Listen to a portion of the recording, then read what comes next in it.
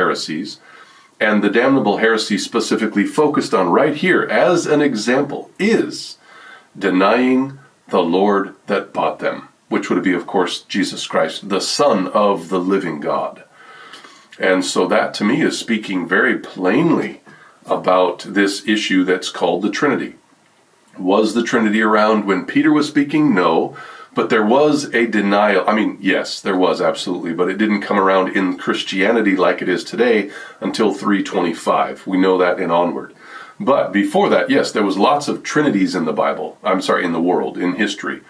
My mother, maybe you can speak on this, Mother. If you don't mind, you can raise your hand if you're willing to do so, or just unmute yourself.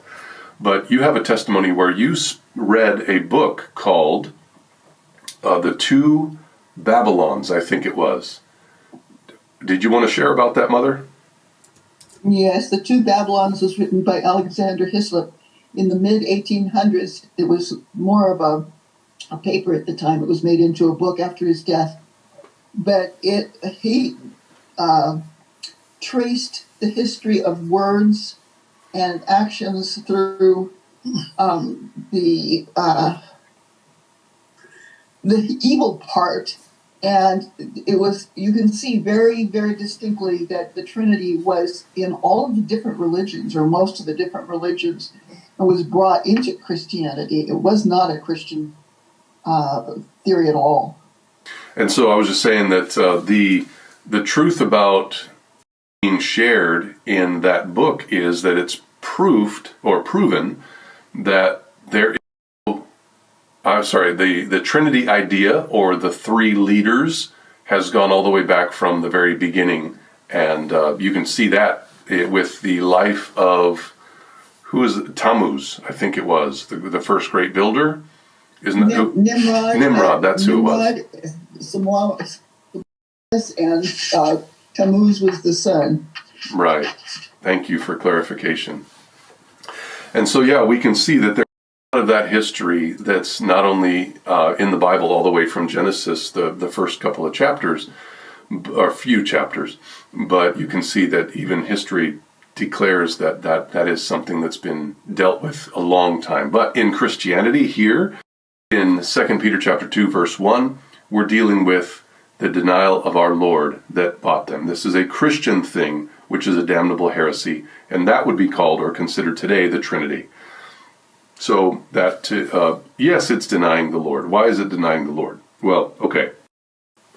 Let me just try to make it very short, very simple, very plain. If you teach, which I used to, so I understand this very well. I used to still in my Bible, I have a very large Bible study on the Trinity. I've got all kinds of verses that I would have to mesh together by force to make them say what I wanted them to say. But they don't say that. I've gone over those verses I don't know how many times since 2015. And it's very clear that there's a lot of teachings that I used to believe that are not actually true teachings from the Bible. Okay, that would have been one of them. I used to teach that Jesus Christ was co-equal with the Father, coexisting. So Jesus was exactly the same, with the exact same power, the exact same knowledge. He came, not even came into existence, but he was God as long as God the Father has always been God, along with God the Spirit. And they always worked together. They did everything together, including creation. The beginning of the Son was just metaphorical. All that stuff. I used to teach it. I used to, do a lot of backflips trying to explain it, because I didn't fully understand it either. It was just something I continued to grow in my own ideologies. But so if we're teaching that, what we're doing is we're denying the Lord. Why? Because God the Father said very plainly, "This is my beloved Son."